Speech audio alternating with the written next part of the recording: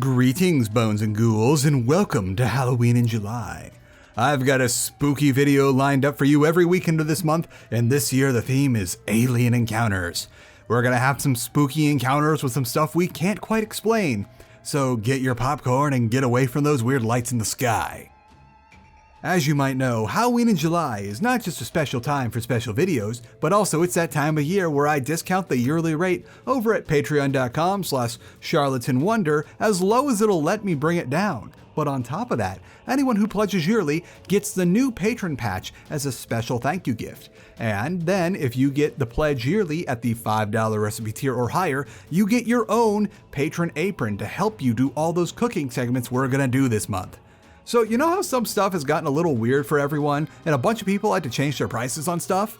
Well, that didn't affect me since I do as much of my stuff DIY as I possibly can. And when I can't DIY, I buy direct with no middleman because, well, this is embarrassing, but I did the math and realized that even when buying all the materials in bulk in the most efficient price point possible and making the patches myself, it cost me more money to DIY the patches than to have them ordered, even before I consider the cost of buying like a $5,000 embroidery machine.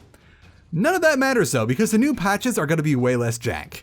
What matters is that not only am I able to keep my discounted yearly rate for Halloween in July, but thanks to also getting all the tools I need to make the aprons at home and being able to purchase my own supplies directly, not only are the apron designs going to be twice as large as they've been in the past, but I am saving so much money DIYing the aprons that now anyone who pledges yearly at the $5 tier or higher gets not only the apron as a free thank you gift, but also an additional special surprise gift on top of all of that at yearly pledges for $5 or higher. I'm really excited about these and I'm really happy with how delightfully goofy they turned out, and I really hope you like them too. We're using this year's theme as an excuse for me to finally return to one of my favorite games by making a video about its standalone DLC expansion, Pray Mooncrash. Mooncrash came out a few months before I had just finished making my original video on the base game many years ago, and I was like, man, I really want to get into this, but I just did a video on the base game, and now I finally have my excuse. Mooncrash has you playing as an operative for the rival corporation to TranStar, Chasma Corp. More specifically, you are using a hijacked piece of TranStar technology to simulate the final moments of the Pythias Moonbase as an alien outbreak started in the labs there. You run this simulation by emulating the perspective of 5 people who may or may not have been able to make an escape from the moonbase, but it's hard to tell as the simulation is imperfect and begins to degrade if you run it for extended periods of time. Better start getting creative. Welcome to the Chasma Spy Satellite. You get this cool operator drone through the stuff chute, and then you set up the simulation. You have one goal, survive. You can glean information about the proprietary tech TranStar was working on at the Moonbase and TALOS 1 by digging through the simulation and learning more about the people who might have escaped. The more you survive as the first person, the longer you can extend the simulation as you unlock the second, third, fourth, and fifth potential escapee, and between all 5 POVs, you'll be able to dig up more than enough secrets to satisfy Chasma Corp and get them to let you out of this floating tin can. Better hurry though. This spy satellite isn't exactly the Mercedes-Benz of covert modules. While your main goal is to figure out what was going on at Pythias by surviving, the secondary goal is to unlock those other survivors, which will lead you to memory missions. Memory missions let you relive specific events each survivor has in their own attempt to escape, which is going to get you as close to a perfect simulation of what happened on the moonbase as you can get. You don't get all these right off the bat, or even after you unlock a character for each memory mission. You'll usually have to escape the station in a specific way that's usually a lot easier than the memory mission first, and then you'll get the opportunity to try and find that mission during the next set of runs.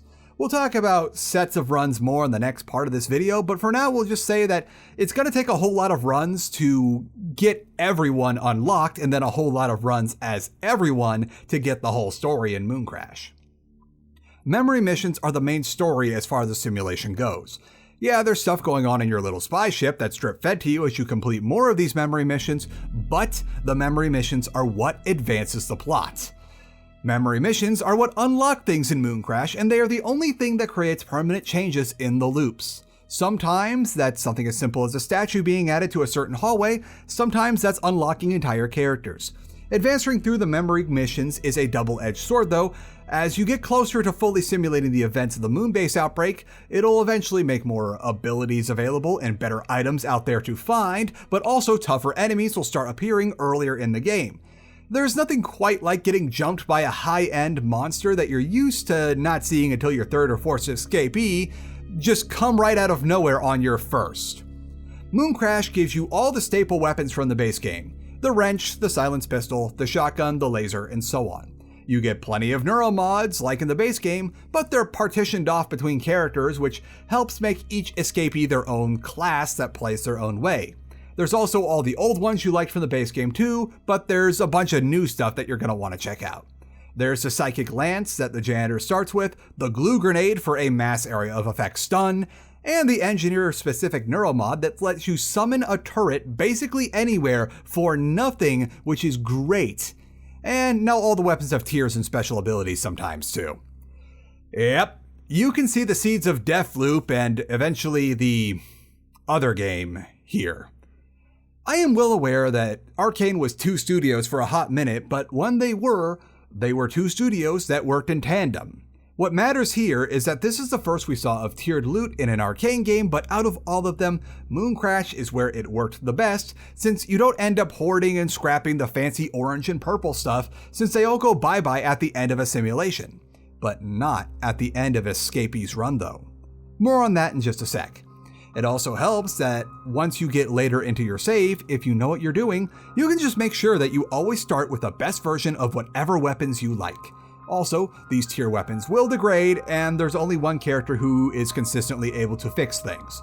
I'll excuse this though in the name of balance. This is a DLC for Prey though, so this is definitely a game where you can get creative. The glue gun is definitely still a thing, and what one person might consider an environmental hazard is something you can consider a convenient way to trap a bunch of enemies. Every character can play in a totally different style. Any character can escape in basically any way when you aren't trying to do the memory quest. The recycler grenade is an extremely exploitable item.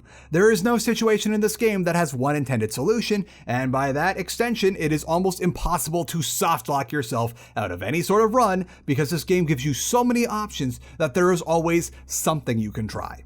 Heck, even when the game glitches out, like when I accidentally left a bunch of stuff in an elevator shaft, I was able to use a few tricks to unstuck myself. The game gives you a few of the more obvious tricks in the audio logs and notes, like how there are barriers preventing Typhon-based life forms, the enemies in this game, from entering into new zones, which can be a problem when there's something really big and nasty in an area that you aren't equipped to kill. You could try to get out of range of the shield by throwing a lure or something to get the big scary thing away, or being the lure yourself. Or, according to some audio logs you were definitely meant to find early, zapping the shield generators with a taser will disable them for a few seconds and let you get through. A good rule of thumb for any Arcane game before that one is that if you think something might work, it probably does. Mooncrash is no exception to this rule. New weapons and neuromods aren't the only thing added. There are bad things now too. Well, bad for the player. You know what I mean.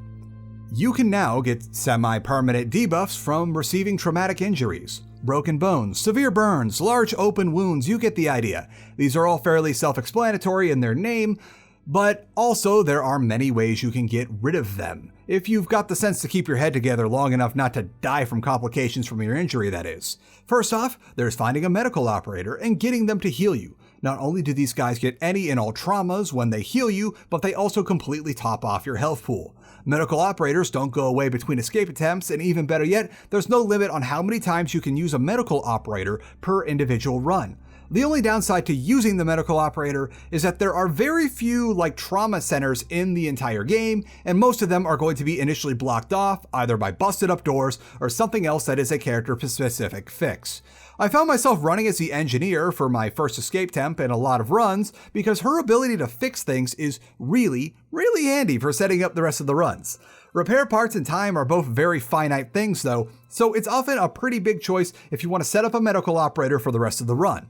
Outside of that, there's knowing where to look to find each of the specific healing items like skin grafts or bone gel, which if you can't find them, there's always just using a fabricator to make one, but access to a fabricator is usually about the same as setting up access to a medical operator. Then there's always just trying to tough it out during your run as a character with the injury. Doing that with some traumas are a lot easier than others though. The debuff system is great for adding stakes to the runs and also making you play with a bit more common sense. They're so good in fact that they were retrofitted into the base game with the addition of the Nightmare difficulty. Traumas are a lot easier to handle in Nightmare mode in the base game though, where you aren't working against a ticking clock and have tons of materials that you can use at a bunch of easy to access fabricators, and all the other benefits of being in the base game. So Mooncrash is basically what if Prey was a Rogue-Lite, in the best way possible, and it combines the best elements of Prey, aka Typhon, aka Psychoshock, aka basically any name you feel like calling it, because it feels pretty silly to name it after a completely unrelated game from 2006. It's just got the better elements of both an immersive sim and a roguelite. You have some changes between runs to keep things interesting, just enough randomization on drops to make things exciting when something really good shows up, and a host of characters that each play in a very different way. Let's do a little intro for each character now. The first playable character you get is the Volunteer. He's not very good to start out, but if you know what you're doing and take the easy way out in the tutorial run, you can very easily make your escape without too much issue. The Volunteer doesn't really get all that much on the physical side of things beyond the absolute basic stuff everyone else gets, and his starting item is a ration pack. Once you get a neuromod or 20 to put into his stat tree though, the Volunteer is a beast. His offensive abilities can clear entire rooms in one attack, and if you aren't careful, you'll end up taking yourself out with everyone in an area because the range on his AoE is absurd. The next character you will most likely unlock will be the Engineer. The Engineer isn't nearly the strongest in psi or traditional combat power, but she makes up for it by being the single most useful escapee in the game. I almost always start my run with the Engineer because on top of having the ability to instantly summon a turret, which can be upgraded to be much stronger than their base game counterparts, she can fix things. Between having the turret, which will basically always be able to deal with anything at stage 1 of like simulation decay, and later on getting Machine Mind to deal with any mechanical bad guys, and act as a hard counter to the Technopaths, the enemy that takes over all the mechanical entities in an area and turns them against you, the Engineer is great for scouting the map in the beginning to see what's broken, what's functional, and what medbays are intact. And by the time she's done scouting, she'll have more than enough spare parts to fix any doors you want open and any high-tier weapons you have found that you might want to save for later. She also has the game-breaking reverse engineer ability, which we will talk about later. Then we've got the Security Officer. The Security Officer is by far the most combat-focused escapee, who not only starts with a shotgun and a jetpack, which, by the way, we're on moon gravity here, so you can do a whole lot with that jetpack and the little boost you get from it outside, but he doesn't get a whole lot of practical abilities in his skill tree, mostly just passive buffs, but that makes him a goddamn bulldozer. Sure, higher end stuff like the Telepath or the Technopath might give the Security Officer pause, but between his health pool and the weapon buffs he can get, he'll get through it.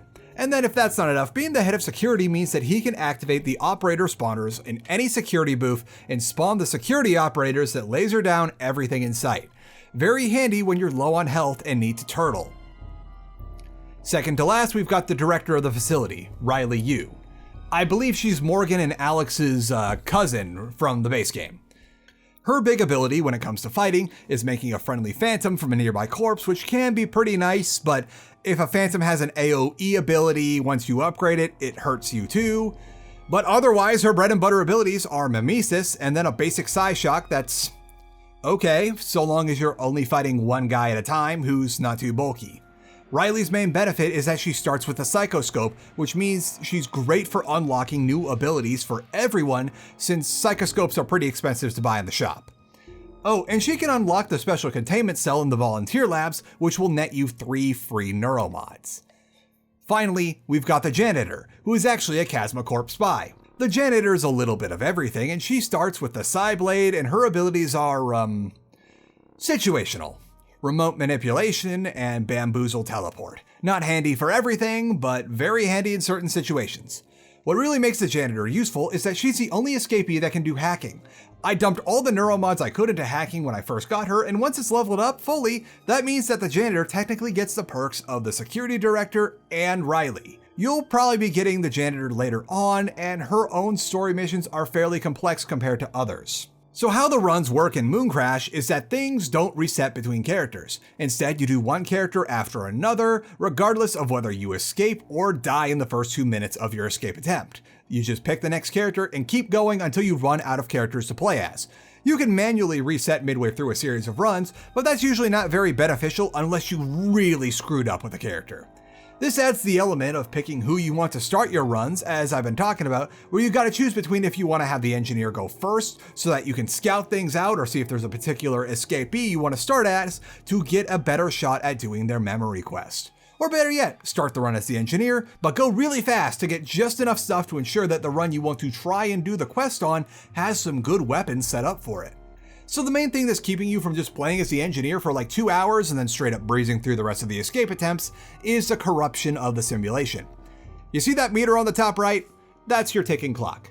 There are 5 levels of corruption in the simulation, and when it tops out, the whole series of runs are over regardless of if you still got characters to play as. This usually won't happen until you're on your last or second to last character, but it can happen much earlier if you aren't keeping an eye on the meter. There is one item that will help you against the corrupting situation called Delay Loop, but it is exceedingly rare.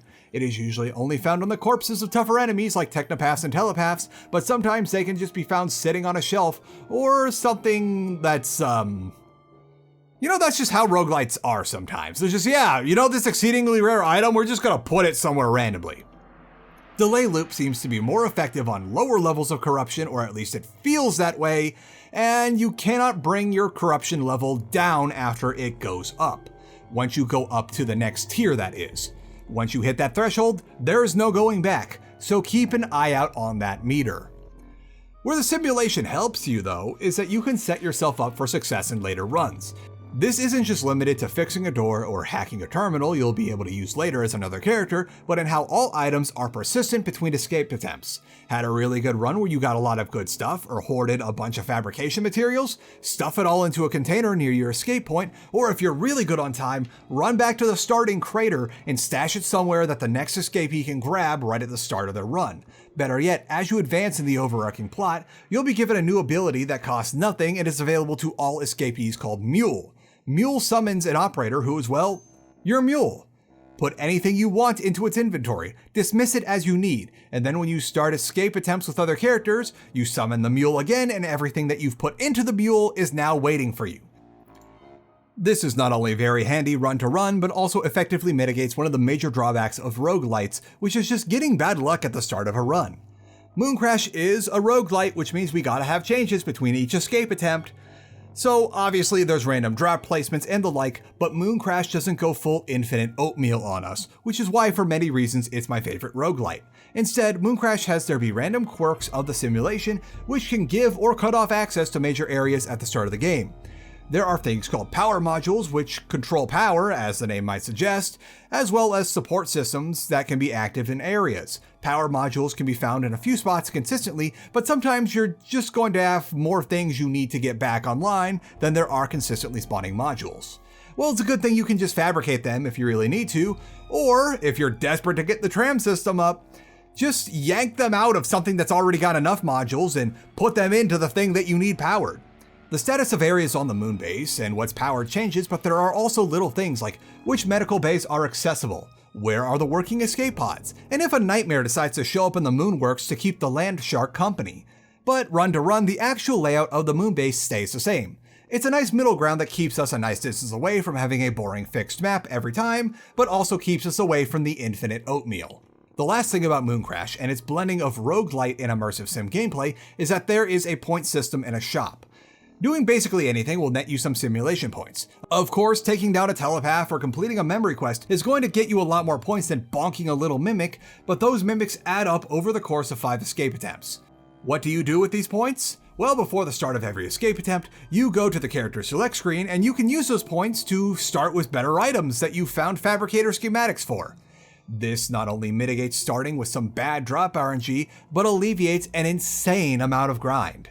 Think about it. Instead of needing to do a bunch of runs in order to grind for all the neuro mods you need to spec into characters, which you're going to need a lot of for the volunteer, you can just save up points by doing normal things, and then when you get to the character that needs those funny purple needles, buy as many as you can at the start of the game, and you're good to go.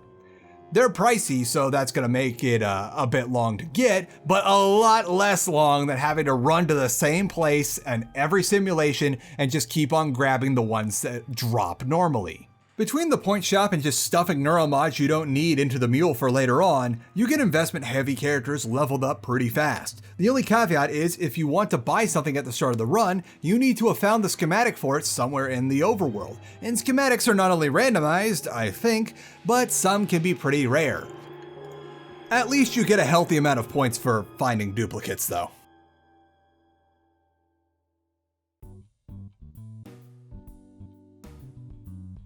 Hey, you know what's better than oatmeal in the morning for breakfast? Breakfast tacos. So I did something like this back in the day, but those were full fat with whole strips of bacon in them. This version's probably got more protein than the old version, but is much more calorie efficient. These breakfast tacos have been my go-to for when I finally got my stuff together, realized I was doing my math wrong for my basic metabolic rate, and went from a 2XL back down to a plain old large at the time of writing and recording this. It's not a magic bullet, but depending on how you do it, it's an easy 40 to 50 grams of protein, depending on what kind of tortillas you use, and if you add anything else in, that's only about 600 calories, I think. Look, it gets the job done, and it makes you hate yourself way less than trying to suck down a protein shake mixed with cold brew in the morning. The prep is laughably easy too. So we're gonna get 2 eggs here and beat them together with a cup of egg whites. That's about 1/2 of these little cartons here, and if you want to do these, I suggest you get your egg whites in bulk at Costco, where it is a lot cheaper and this becomes a lot more feasible.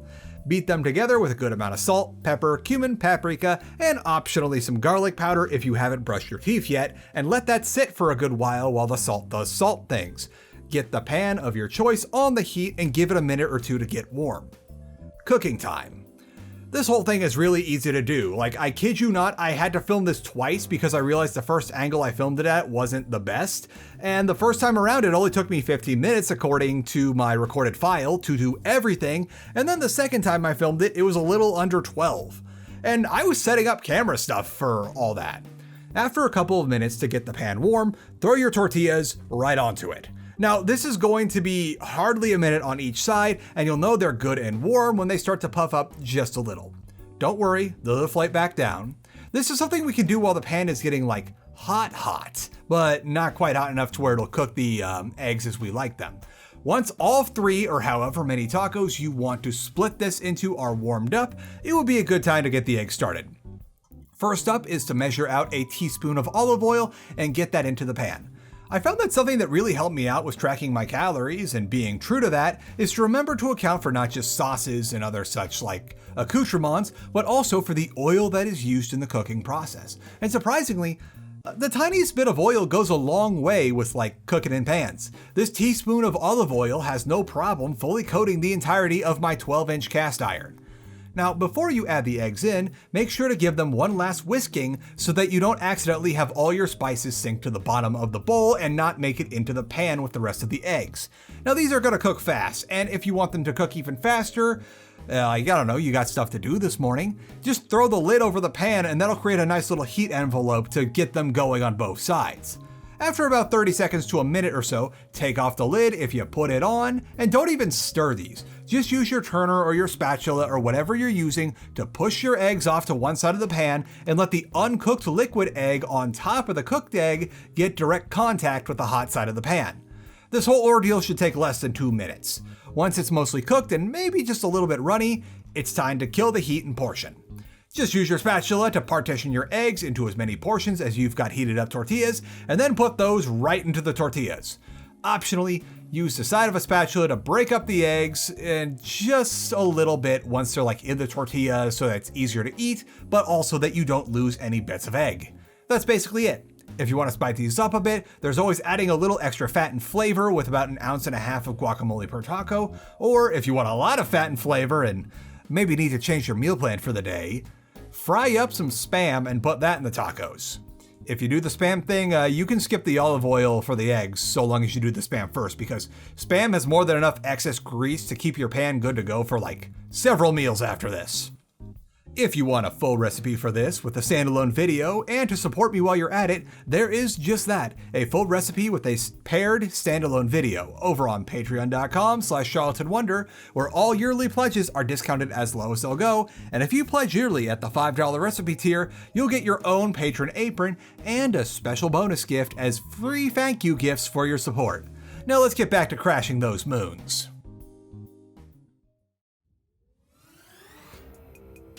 Oh yeah, we should talk about ImSim stuff, since Mooncrash is based on one of the best ImSims to ever stack a box, and while it's a roguelite, Mooncrash is definitely in the ImSim category. I've seen and played other roguelite games that tout immersive sim elements, and even some that pull it off in their own little way. Subsequent games from Arcane arguably included, but Deathloop doesn't so much as change up the game every time you play, and come to think of it, while it acts like a roguelite, it isn't really one. It's more like a choose-your-own-adventure where you keep restarting the book until you get the correct result. We're talking about Mooncrash right now, though. None come nearly as close to pulling off being an immersive sim and a roguelite at the same time as Mooncrash. Mooncrash, being built on top of Prey, does it huge favors in the emerging gameplay department, and if anything, lets it get away with having not nearly as much variation as you'd expect in a traditional roguelite, because there's just so much that you can do with the tools you are given.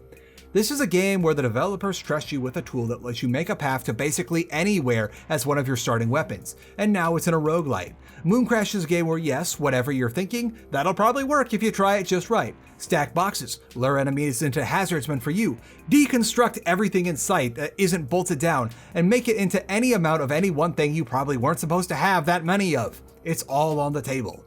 Anything you can get away with in Prey is something that you can get away with in Mooncrash. That's a lot of stuff you can get away with. Heck, there's probably even more stuff you can do in Mooncrash than the base game, because you've got a few more tools like the tentacle grenade and the big old mining operators that are capable of sucking in larger Typhon entities. And yes, all the things you love about box stackers are here. There are plenty of ventilation systems to sneak around in if you'd rather not fight things, or to act as a failsafe when you realize you've activated so many Typhon-based upgrades that the anti-Typhon barriers designate you as a Typhon entity. While only one character gets to do the hacking, when she does, you can basically take over the whole Moonbase if you've got the time and want to live a little dangerously. There are no ladders, everything can be reached with some creative pathfinding. Eventually, once you get the upgraded jetpack, you'll be able to go everywhere. Stack boxes, throw explosive things at enemies to sneak past baddies and let the security system take care of them for you. You'd be amazed what you can do with a couple well-placed turrets. Mooncrash is a game that has its systems built out, but is all but overtly meant to be cheesed anyway. Yes, you can go through the game in the good old-fashioned rule-abiding way, and I tried to do that for as long as possible for the sake of getting accurate footage for this video, but Mooncrash has a whole lot of the fun kind of exploitation. We've mentioned a few earlier in this video and have established that the skybox is the limit in Mooncrash, so I'm just going to go ahead and tell you the one. The exploit that effectively solves this game. The engineer has the single most important ability in this game, and it's not the repair ability, but that one is very handy. It's actually the reverse engineer ability. In the description, it says it allows the engineer to break down one item at a time, which gets negated as soon as you do it for another, but while the item is broken down, you can fabricate as many of those items as you want. Alright, so you just break down a nicer weapon that you don't have repair parts to bring back up to 100%, or maybe make a few duplicates to hide around the base, right? Well, yes, but you can do so much more. You see, deconstructing something counts as giving yourself the blueprint for an item, and even if that blueprint is considered quote-unquote temporary, if you finish the simulation with a reverse-engineered blueprint, it's added to the list of things you can buy at the store. Advanced jetpack? Yup. Top-tier weapons? Yup. The delay loop, found rarely in nooks and crannies around the map, but usually on extremely tough enemies? Oh yeah. You see where I'm going with this. You see, if you want to completely break this game wide open, the most effective way to do it is to grind up to where you've got a good pile of simulation points and then the reverse engineer ability unlocked. Start a run as the engineer, find a single delay loop, and reverse engineer it. Game solved. Just do whatever you want for the rest of the simulation, and then start your next run by buying as many delay loops as you can. Mooncrash is meant to only have you on the first level of corruption for a short amount of time, and when you're on that lowest level, the game is a step away from peaceful mode. Like, sure, you can use all your newly found delay loops to keep the simulation from crashing for a long time at the final level of corruption if you want to farm some points from endgame enemies or complete a bunch of memory quests you already started, but what's even better is to just keep the simulation at the minimum corruption level and be free to do anything you want because the spiciest thing you're going to come across is a plain phantom. I'd only suggest doing this when you've had your fill of the game, as it's something that once you start doing, it does genuinely break the game because you're basically running around with endgame tier items and abilities while only being faced with early game obstacles. Any map hazards you might find are trivial to deal with when the simulation is going to stay at minimum corruption as long as you want it to, so just fix anything you wanna, hoard up those neuromods, and then finish all the memory quests to get to the endgame because you've won.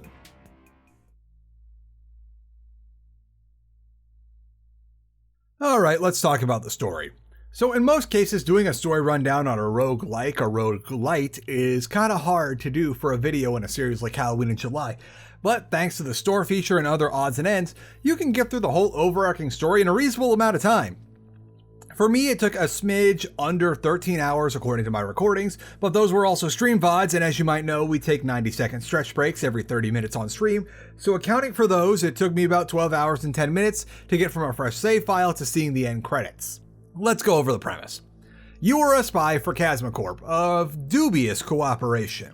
There's a lot of talk about this being one last job before you're fully square with Chasma and then you get to go home. Chasma is aware of what's going down or what recently started going down at TALOS 1 in the main game and on the Pythias Moonbase, which is where we are going to simulate.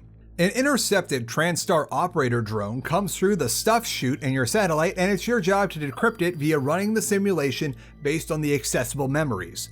So yes, almost all of this game is considered a simulation of what previously happened, and is happening far away from the action of the main game. Sure, stuff does happen in your little satellite as it's not exactly the best built thing in space, but everything is tied to this simulation.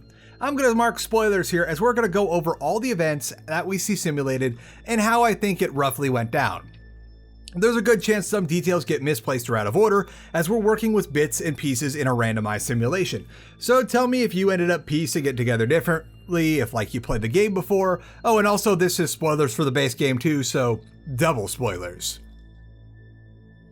So out of the 5 escapees, I'm confident in saying that the Chasma spy was the first one to start making moves to get out of the Moonbase. Her memory quest starts with a decrypted transmission telling her that there's some sort of situation on TALOS 1, as Chasma has lost all contact with their agents over there, and that whatever is going on has already spread to Pythias Moonbase. The spy gets right to work finding and then destroying all her listening devices she placed throughout the facility, but she is discovered at some point and has to deal with a few members of security because her last order from Chasma was to break into Director Riley Yu's office and plant a special key into an operator unit that they knew Riley was going to use to back up literally everything about Pythias Moonbase. She also puts free Robux.bat into Riley's startup applications and runs like hell. Lucky for her though, the head of security is presently indisposed, and she's able to dodge all the security drones automatically sent after her and get aboard one of the remaining escape pods. Unfortunately for her, she found one that doesn't have a proper navigation chip on it, so while it's going, it's slow going. Now, the other 4 things get a little muddier, as there is certainly a possibility that they happen concurrently, but I think for the rest of them, the director and the engineer went next, roughly concurrent, and then probably the head of security second to last, and finally the volunteer. I will try to show my work and account for opposing theories as I go. So Director Riley Yu gets a missive from Alex Yu back on TALOS 1 that things are getting, in his words, untenable over at the big floating lab, and that she needs to put contingency measures in place. This message is my reasoning as to why the spy probably went first, because of how things go down for Riley. Riley first wants to test out this little thing she's been working on in the crater, which is basically a series of radio towers that can emit null waves which kill all Typhon. It works, but unfortunately for her, it doesn't work well enough to get rid of all the Typhon on the Moonbase. It also uses way too much power to get the job done in one or even multiple goes efficiently, or effectively enough to kill all the Typhon before they kill everyone else. Riley heads back to her office and follows Alex Yu's instructions to back up everything from Pythias onto an operator drone, and per Alex's instructions, backs herself up as the operator drone's engram.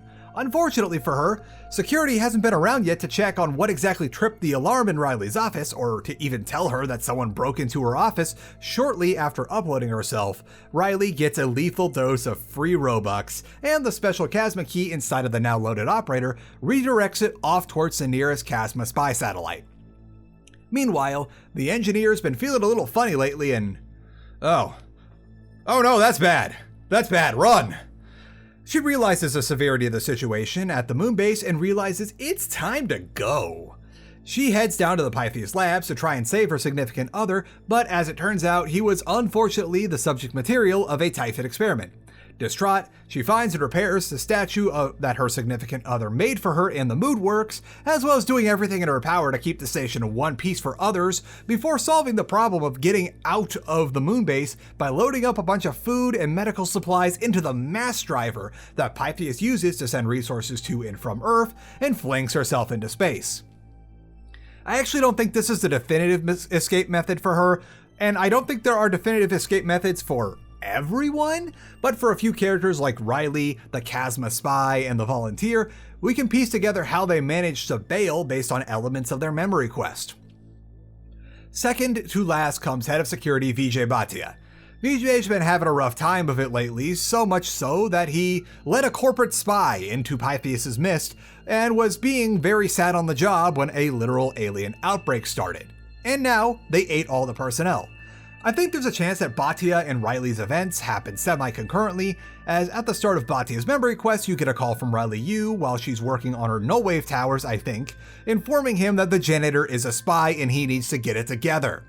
Heck, the spy might have been breaking into Riley's office while she was out testing the null-wave devices, since she knew Riley would be distracted and far away from the operator terminal. There's also hints in Riley's other office, or whoever's office this is, like in the crew quarters, that there is at least some awareness of Pythias being compromised. It's all very opaque and I'm trying to do my best here. Back to Vijay though, as he goes to the janitor's office to find more dead people than cleaning supplies, and also a little surprise for him on the janitor's terminal.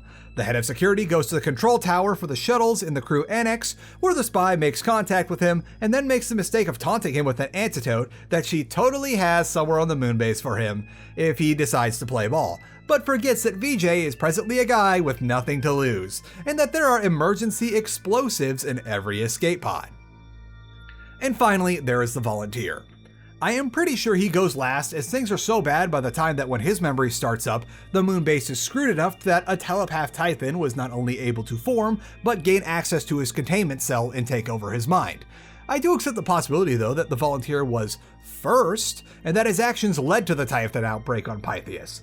He is the starting character that we get when we're playing the game, and there's reason to believe that his perception of time is being messed with by the telepath. His escape might run concurrently to all the other escapees as he does its bidding. The telepath convinces the volunteer that his son is with him and that he needs to retrieve his son's toy. Yeah, it's an interesting facet of the volunteer's story that Typhon will be friendly to you while you're doing the quest. The volunteer retrieves the toy, and then the telepath guides him to the nearest escape pod, where once it starts launching, the telepath reduces the volunteer to mimic food as it heads down towards Earth. This is most likely how the Typhon outbreak starts on Earth, which we see in the epilogue of the base game. So that's how everything went down in the simulation, I think. But what about the spy satellite? Well, things went from bad to worse based on the condition of our little tin can, and surprise, surprise, after fulfilling your end of the deal, Chasma's like, nah, we don't have assets in your area to come get you, sorry about that. But lucky for you, that Chasma master key still inside of the hijacked operator drone is still there, and you can use it to rather ironically hack into Chasma's own satellite.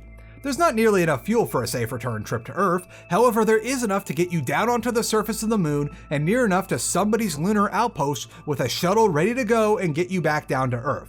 The game ends with a shot of the doll the hacker kept with him on the dash of his shuttle, and then another one appearing. Things probably don't go too well for our hacker.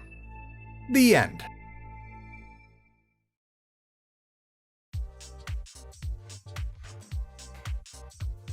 Final thoughts on Mooncrash are that I love it. It's one of my favorite immersive sims among titles like Control Alt Ego and the base game, and it's one of my favorite roguelites among Isaac and FTL. If you somehow haven't played this or plain old Prey, this is your sign that you should. It's an older game, so you can get Prey and the Mooncrash expansion for $40 nowadays when it's not on sale, which is like half of what games want for the base experience right about now. You also get Typhon Hunter in that bundle, which I guess is better than a poke in the eye. So just to keep it fresh in your head as we're signing off, we're still doing Halloween in July all month, and then some depending on how hard I can hustle, so make sure to head over to patreon.com/charlatanwonder, where all yearly pledges are discounted as much as they'll let me discount them, and any yearly pledge gets the new patron patch as a thank you gift for supporting the channel. And better yet, any pledge at the $5 recipe tier or higher gets the patch and the patron apron and the special surprise gift too. Don't forget to like the video and leave a comment so that others might find this video on their homepage and learn about Mooncrash. And be sure to subscribe so that you see the next Halloween in July feature as soon as it's out. Now let's sign off. Remember that no matter what you do, be it moon rock sculpting, singing, or painting, what you do is not content. It is art. Content is a word that in recent years has been twisted into meaning a means to reduce all your skills, passions, and aspirations into a gray sludge meant for nothing more than to make a line go up. Art is sacred and in no way deserves to be reduced to that. Art is inalienably a reflection of its creator by the very act of making it, and in no way do you deserve to be reduced down to content. So get out there and fight against the contentification of everything by fighting for your art. Stay saucy.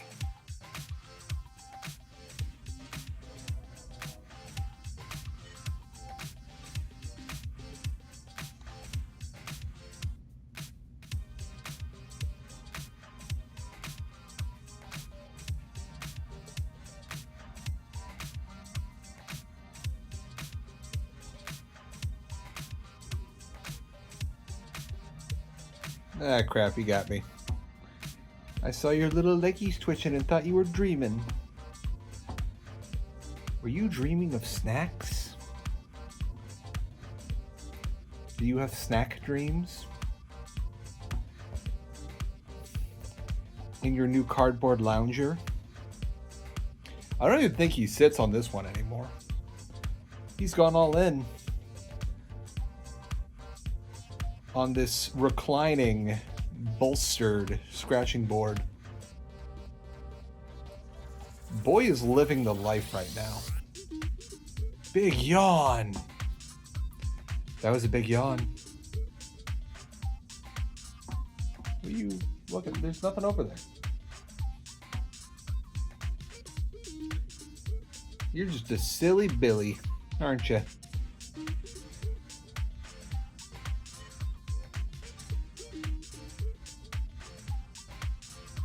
Well,